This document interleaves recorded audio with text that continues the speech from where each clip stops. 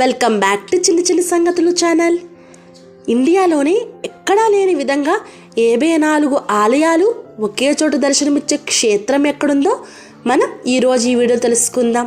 అలాగే మహాశివుడు 24 తలలు 50% చేతులతో మహాకాళి, మహాలక్ష్మి, మహాసరస్వతిగా ఎక్కడ మనకు దర్శనమిస్తాడో మనం ఈరోజు ఈ వీడియోలో తెలుసుకుందాం. వీడియోలోకి వెళ్ళే ముందు ప్లీజ్ సబ్స్క్రైబ్ మై ఛానల్. వీడియోను పూర్తిగా చూసి మీకు నచ్చితే లైక్ చేయండి. 74 ఆలయాలు ఒకే చోట గాదరాడ గ్రామంలో ఉంది. దీని గురించి పూర్తిగా తెలుసుకుందాం. దేశంలోని ప్రధాన వైష్ణవ క్షేత్రాలు, శైవ ఆలయాలు, శక్తిపీఠాల నమూనాలు అక్కడ కొలువయ్యాయి. మనకి మూల విరాటుల పూజలు, నైవేద్యాలు నిధిక్షేత్రాలను తలపించేలా ఉంటాయి. రాజమండ్రికి దగ్గరలోని గాదరాడ గ్రామాన్ని సందర్శిస్తే సంపూర్ణ తీర్థయాత్రలు చేసొచ్చినంత సంతృప్తి కలుగుతుంది. ఇదం శరీరం కౌంతయ క్షేత్రమిచ్చావిదయతే అంటుంది భగవద్గీత. ఈ శరీరమే ఒక క్షేత్రమని గీత వాక్కు. క్షేత్రం అంటే దేవాలయం అనే అర్థము ఉంది.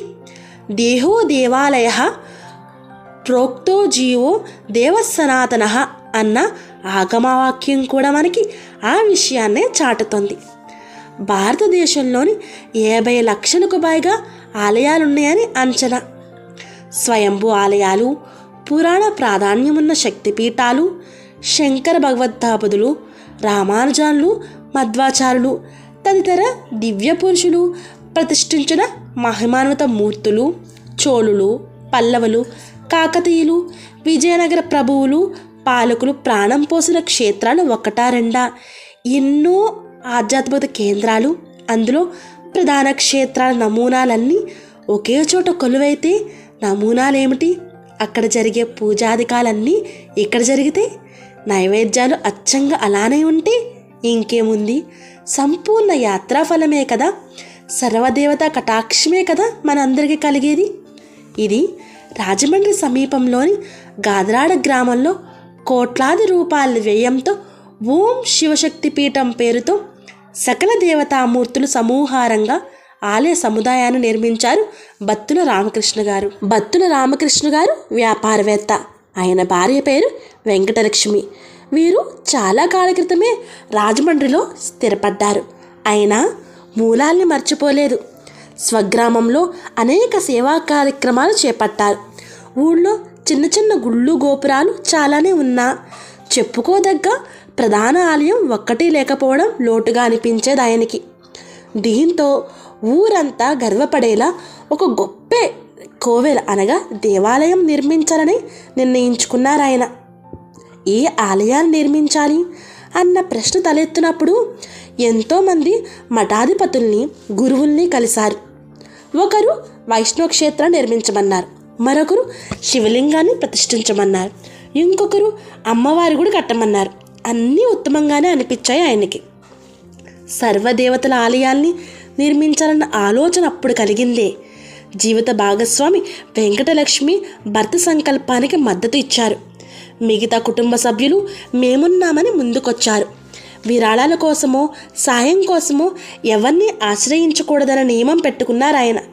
ఎక్కడెక్కడ శిల్పుల్లో పిలిపించారు, ఇంజనీర్లతో మాట్లాడారు.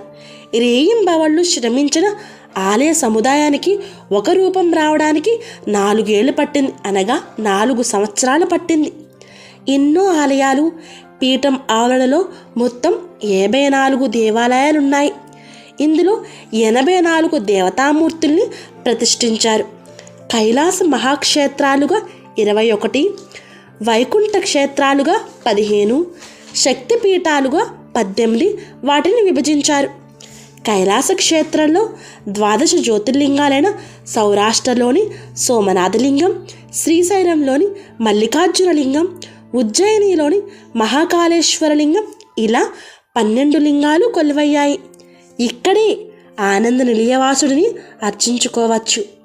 భూదేవి, శ్రీదేవి సమేత కళ్యాణ వెంకటేశ్వర స్వామి ఆలయం ఉంది ఇక్కడ. ఇక్కడే షిర్డీనాథుని ప్రార్థించుకోవచ్చు.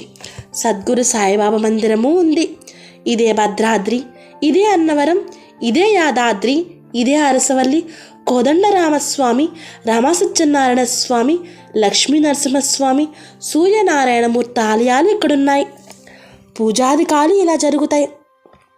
శివుడి పరివార దేవతలకు శైవగమ ప్రకారము, వైష్ణవాలయాల్లో వైఖానస ఆగమ సాంప్రదాయాల ప్రకారము పూజలు నిర్వహిస్తారు. మూల దేవస్థానాల్లో ఏ దేవుడికి సమర్పించే నైవేద్యాన్ని ఆ దేవుడికి శాస్త్రోక్తంగా నివేదిస్తారు. దేశంలో ఎక్కడా లేని విధంగా నవగ్రహాలను సతే సమేతంగా ప్రతిష్ఠించారు.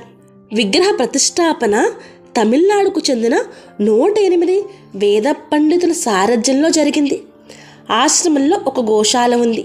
వేద పాఠశాల నిర్మాణానికి ప్రయత్నాలు జరుగుతున్నాయి. ఆలయంలోనికి వెళ్ళగానే 32 అడుగుల ఎత్తుతో అర్ధనారీశ్వరుని భక్తులు స్వాగతం పలుకుతాడు. భవిష్యత్తులో నిత్య అన్నదాన పథకాన్ని ప్రారంభించాలన్న ఆలోచన కూడా ఉందంటారు. ఆలయ కార్యనిర్వహణాధికారి ధర్మవరపు వెంకటనారాయణ శర్మ, రాజమండ్రి నుంచి కోరుకొండకు చక్కని రవాణా సౌకర్యం ఉంది. అక్కడి నుంచి గాదరాడకి ఆటోలు ఉన్నాయి. తిరుగు ప్రయాణంలో కోరుకొండలోని శ్రీ లక్ష్మీ నరసింహస్వామిని కూడా దర్శించుకోవచ్చు. గుట్ట మీదున్న ఆలయం త్రేతాయుగం నాటిదని అంటారు. ఇలాంటి అద్భుత ఆలయాన్ని కూడా మనం దర్శించుకోవచ్చు. ఇక్కడ శివుడు మనకి శివలింగం 24 తలలతో, అలాగే అర్ధభాగం 50% చేతులతో దర్శనమిస్తుంది. ఇలా దర్శనమివ్వడాన్ని మహాకాళి, మహాలక్ష్మి, మహాసరస్వతి స్వరూపంగా మనకి ఇక్కడ మహాశివుడు దర్శనమిస్తాడు. ఈ ఆలయానికి రాజమండ్రి సమీపంలో గాదరాడ గ్రామంలో ఉంది. ఈ వీడియో కనుక మీకు నచ్చినట్లయితే ప్లీజ్ లైక్ చేయండి, షేర్ చేయండి, కామెంట్ చేయండి. Thank you for watching. Please subscribe my channel.